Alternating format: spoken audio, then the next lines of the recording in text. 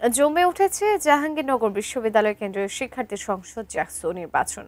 Campus চষে বেড়াচ্ছেন বিভিন্ন প্যানেলের ও স্বতন্ত্র প্রার্থীরা। শিক্ষার্থীদের নানা প্রতিশ্রুতি দিচ্ছেন তারা। এই মুহূর্তে বিশ্ববিদ্যালয় ক্যাম্পাসে আছেন সহকর্মী মনিরুল ইসলাম মিন্টু। প্রচারণার খবর জানতে সরাসরি যুক্ত হচ্ছে তার সঙ্গে। মিন্টু, কেমন দেখছেন শেষ মুহূর্তের প্রচারণা কিংবা প্রস্তুতি, আমাদের জানাবেন। জাকসু নির্বাচন যদি বলি সেক্ষেত্রে এখানে প্রচারণা কিন্তু দারুণ জমজমাট এবং আগামীকালকেই শেষ হচ্ছে এখানকার যে আনুষ্ঠানিক যে প্রচারণা আগামীকাল রাতে, কারণ 11 তারিখে এখানকার ভোট অনুষ্ঠিত হবে। প্রার্থীরা যেমন ভোটারদের বলি যে রুমে রুমে হলে হলে তারা ঘুরছেন, ভোটাররাও কিন্তু এই নির্বাচন নিয়ে নানা ধরনের ভাবনা রয়েছে।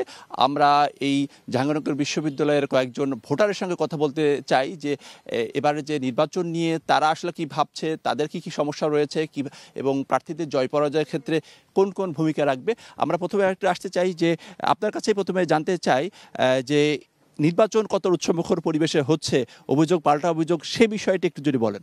ওয়ালটন এখন দেশের সীমানা পেরিয়ে পৌঁছে গিয়েছে 50টিরও বেশি দেশে। ওয়ালটন, ঘরে ঘরে বিশ্বজুড়ে। আচ্ছা, আমরা যদি সেই বিষয়ে আসতে যাই, আমি আগেই বলতে চাই যে আমরা জানি যে 33 বছর পর আমাদের জাকসু নির্বাচন হচ্ছে। তো সেই হিসেবে আমরা আসলে সবাই অনেক এক্সাইটেড যে আমরা 33 বছর পরের একটা ব্যাচ যে হিসেবে আমরা নির্বাচনটা পাচ্ছি।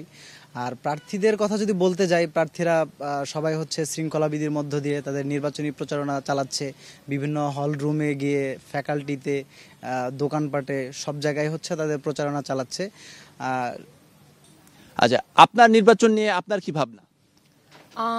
যদি হচ্ছে এই নির্বাচনে ওরা ইশতেহার অনুযায়ী যদি প্রার্থীরা তাদের কার্যক্রমগুলো চালায় যায় সিলেক্ট হওয়ার পরে, তাহলে খুব ভালো হয়, কারণ এই ক্যাম্পাসের অনেক কিছুর এখন ইমপ্রুভমেন্ট দরকার।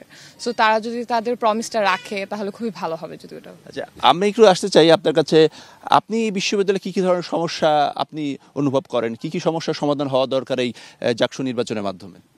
আসলে নির্বাচিত যে ছাত্র সংসদ হবে তাকে অবশ্যই ছাত্র কেন্দ্রিক হতে হবে, ছাত্রদের উন্নয়নে কাজ করতে হবে। এখন আমরা যদি দেখি যে বর্তমান বিশ্বে বাংলাদেশ গবেষণার দিক দিয়ে খুবই পিছিয়ে, আমার মনে হয় এটাকে সবার আগে রাখা উচিত।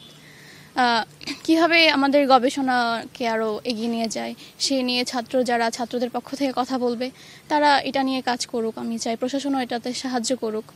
তাছাড়াও আমাদের টিচার ইভ্যালুয়েশন, তারপর আমাদের আরও কিছু দাপ্তরিক সমস্যা আছে, তো সেগুলো নিয়েও কাজ করুক।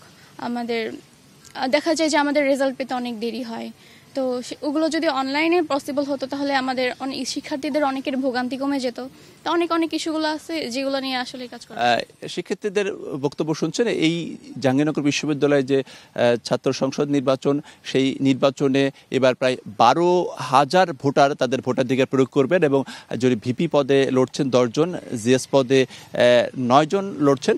আমরা এই যে প্রার্থীদের জয় পরাজয়ের ক্ষেত্রে এখানে আসলে ফ্যাক্টরগুলো কি হতে পারে সেই বিষয় নিয়ে একটু কথা বলতে চাই। এখানে কিন্তু 7টি প্যানেল হয়েছে, রাজনৈতিক এবং সামাজিক যে সংগঠন, সেই সংগঠনের ব্যানারে। আপনার কাছে আসলে জানতে চাই যে এবারে যে প্রার্থীদের জয় পরাজয়ের ক্ষেত্রে ব্যক্তি ইমেজ না দলীয় পর্যায়ে কোন বিষয়গুলো বেশি গুরুত্ব পাচ্ছে? আমার মনে হয় ব্যক্তি ইমেজটা বেশি গুরুত্ব পাচ্ছে, কারণ আমরা তাদেরকেই চিনি যারা আমাদের এতদিন আমাদের ক্যাম্পাসে কাজ করেছে, বা যারা আমাদের অতিরিক্ত পরিচিত মুখ, যারা সবসময় আমাদের সাথে কথা বলে আমাদের সাথে। তো সে কোন দলের বা সে কোন প্যানেল থেকে আছে সেটা না দেখে আমরা দেখবো যে সে আমাদের জন্য কি কাজ করেছে বা আমাদের জন্য কি কাজ করতে সক্ষম। সো আমার মনে হয় যে প্যানেলে যারা আছে তাদের জন্য প্যানেলটা হয়তো বা একটা গুরুত্বপূর্ণ ভূমিকা রাখে, বাট আমরা যারা ভোটার আমাদের কাছে ব্যক্তিগত আদর্শটাই সবচেয়ে বড় ভূমিকা রাখে। আমার মনে হয় এটাই তাদের জয় এনে দিতে পারবে।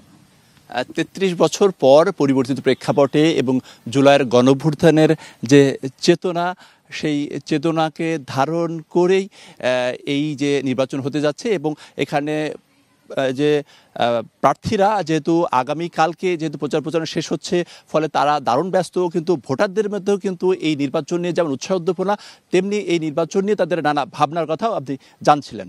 এই ছিল বলতে গেলে এখনকার মতো জাহাঙ্গীরনগর থেকে সর্বশেষ অবস্থা।